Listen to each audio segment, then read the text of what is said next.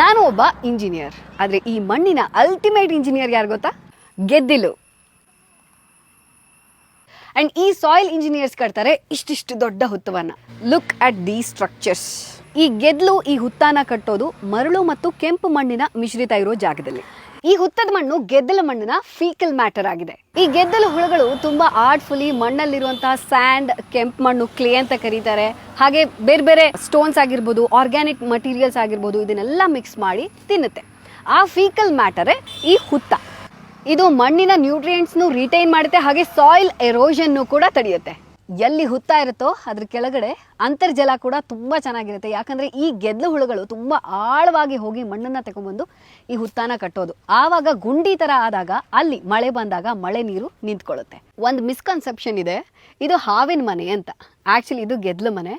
ಇದರಲ್ಲಿ ಬೆಚ್ಚಗಿರಬೇಕು ಅಂತ ಇದೇನಾದರೂ ಮುರ್ಕೊಂಡಾಗ ಒಳಗೆ ಹಾವುಗಳು ಬಂದು ಸೇರ್ಕೊಂಡಿರ್ತವೆ. ಅಷ್ಟೇ ಅಲ್ಲ, ಈ ಗೆದ್ಲು ಹುಳಗಳನ್ನು ಕರಡಿಗಳು ತಿಂತವೆ ಬಂದು. ಇದರಿಂದ ಮೆಡಿಸಿನಲ್ ಯೂಸಸ್ ಕೂಡ ತುಂಬಾನೇ ಇದೆ. ಮಡ್ ಬಾತ್ ಅಂತ ಏನು ಕರೀತಾರೆ ಮೈಕೈ ನೋವಿಗೆ, ಅದನ್ನ ಈ ಮಣ್ಣಿಂದನೇ ತಗೊಳ್ತಾರೆ. ಯಾವುದೇ ಸೈಡ್ ಎಫೆಕ್ಟ್ಸ್ ಇಲ್ಲದೆ ನಿಮ್ಮ ಮುಖ ತುಂಬಾ ಫಳಫಳ ಹೊಳಿಬೇಕು, ಸ್ಮೂತ್ ಆಗಿರಬೇಕು ಅಂದ್ರೂ ಕೂಡ ಈ ಗೆದ್ಲು ಮಣ್ಣು ಹೆಲ್ಪ್ ಮಾಡುತ್ತೆ.